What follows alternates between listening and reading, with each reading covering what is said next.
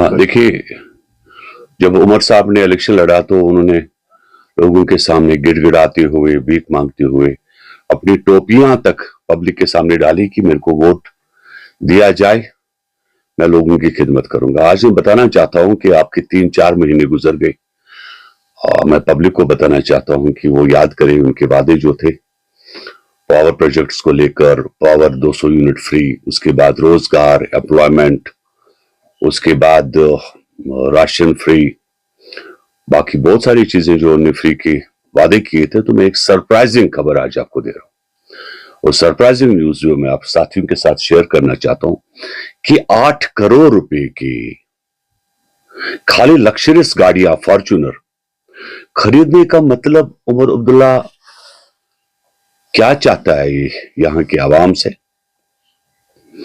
क्या आपने ऐसा कोई चीफ मिनिस्टर आज तक देखा हो कि गरीब रियासत में, जहां पे लोग दाने दाने के लिए मोहताज, जहां पे लोगों के पास खाने के लिए पैसे नहीं है, जहां पर लोगों के पास पावर बिल भरने के लिए जो लोग तड़प रहे हैं कि भाई हम लोग पावर बिल भरे, हमें लाइन काटी जा रही है कि हमारे पास 5,000, 2,000, 1,000, 400 रुपए लोड जरा कम किया जाए।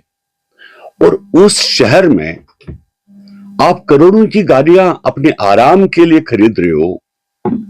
मैं आवाम को याद दिलाना चाहता हूं कि ये गलतफहमी जो आवाम में हुई, एक जो इसको आदत है, जो इस खानदान ने किया जम्मू कश्मीर को लेकर, इसकी पूरी फैमिली ने, और चाहे डॉक्टर साहब रहे और डॉक्टर साहब के बाद उमर अब्दुल्ला, ये लग्जरियस लाइफ जी रहे, लग्जरियस लाइफ। इनको कोई लेना देना अवाम की गरीबी, अवाम की पॉवर्टी, अवाम की परेशानियां, अवाम की तकलीफों के साथ नहीं है।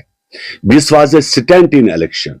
ये इलेक्शन में एक पॉलिटिकल स्टंट था इसका, जिस स्टंट को लेकर उसने कहा कि मेरा टोपे पे इज्जत रखो, मेरे टोपे को वोट डालो, और वोट डाल के now he is enjoying the selfies in यहां पे आपके जो सेवन स्प्रिंग गोल्फ क्लब में, no he is enjoying the snowfall.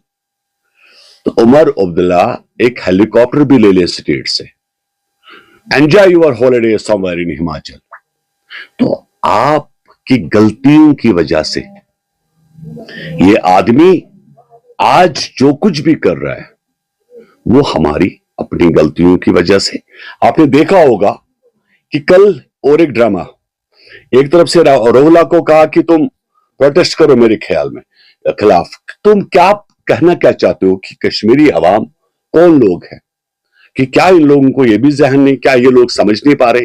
रोहला से तुमने धरना ये दिलाया, प्रोटेस्ट करवाया, अपने बेटों को कहा कि रोहला के प्रोटेस्ट में शामिल हो जाओ। तो आप इससे आगे जो है आवाम समझदार है, लेकिन मैं वार्निंग दे रहा हूं उमर साहब, कुछ हाथ लग गया। वो तुम्हें याद होगा, तुम्हारे वो जो हालात हुए थे उस नेहरू उधर गेस्ट हाउस में, जब तुम बंद थे, जब तुम दाढ़ी भी तुम्हारी लंबी हो गई थी, कि देख लेना कुछ हाथ आ गया तुम्हारे मिनिस्टरों के खिलाफ या तुम्हारे खिलाफ, तो इतना तुम याद रख लो कि तुम्हारी खैर नहीं। लेकिन अवाम का बहुत बड़ा फैसला गलत, जिसकी वजह से ये आज सभी फैसिलिटीज अपनी खरीद रहा है बाजार से। वो पूरी शान शौकत, एक फ्लैश डाउन पूरा आपका सीएम रेजिडेंस में जो भी कुछ एक वीवीआईपी कल्चर के लिए होना चाहिए था, इसकी गाड़ियां, इसका बंगला, इसकी शॉपिंग, इसके कालीन।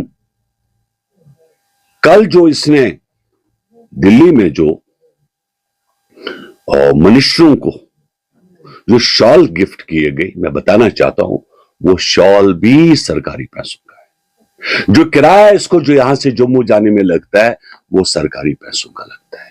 जो दिल्ली जाने में इसका किराया लगता है वो सरकारी पैसों का लगता है। तो ये जो 5 साल के लिए एक बहुत बहुत बहुत बड़ी गलती अवाम ने की। और अब जो कुछ करना है आपके हाथ में तो कुछ रहा नहीं, आपने तो वोट डाला है। अब जो भी कुछ करना है वो बेशक हमें लोगों को करना है, लेकिन मैं बताना चाहता हूं कि उमर साहब अपनी औकात में रहिए, क्योंकि ये बहुत गरीब रियासत है, यहां पर लोगों को खाने के लिए कोई पैसा नहीं है। तो हमारे आशो आराम की जिंदगी तो तुम गुजारने चाहते हो, वो तुम बाज आ जाओ। अभी देख रहे हैं तुम्हारे ऊपर सब नजरें लगी हुई है, देख रहे हैं तुम्हारी हरकतें जो है, और फिर तुम्हारी फैमिली पॉलिटिक्स। अब तो बच्चों की शादी करेगा, फिर उनके बच्चे पॉलिटिक्स में आएंगे, जरा बाज आ जाओ। It was a political stunt, जिस तरह टोपा में वोट डालो was a stunt, this was a stunt. PDP ये एक ही किताब है, मैं इसको दो तराजू में नहीं बांटता।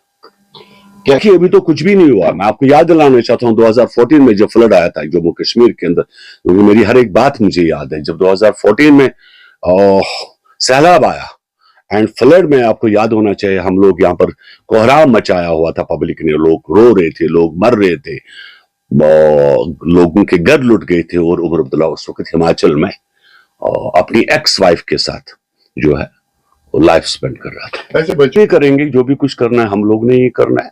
हमें ये अपील करेंगे गवर्नर साहब से कि असेंबली को डिसॉल्व किया जाए, और इससे अच्छा तो गवर्नर रूल है। कम से कम एक बाहर का गवर्नर जिसको कोई लालच यहाँ पे नहीं है, जिसने अपने ऐशो आराम के लिए कुछ नहीं रखा है। 100 दिन पूरे हो गए, तो 100 दिन में क्या किया है उन्होंने? अभी कौन सा तूफान मचा लिया, कौन सा तहलका मचाया उन्होंने?